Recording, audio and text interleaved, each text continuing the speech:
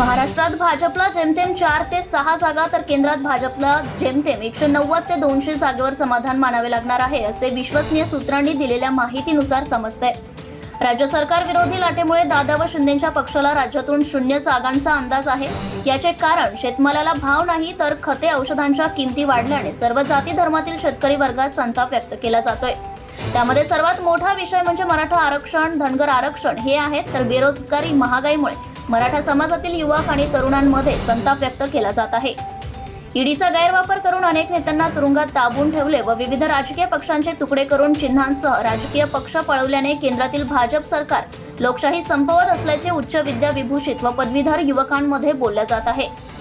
सरकार विरोधी संतापामुळे भाजप, राष्ट्रवादी, दादा व शिवसेना शिंदे यांना लोकसभा निवडणुकीत मोठ्या पराभवाला सामोरे जावे लागणार असल्याची धक्कादायक माहिती विविध गोपनीय पोलच्या सर्व्हेमधून समोर येत आहे. भाजप मात्र खोटे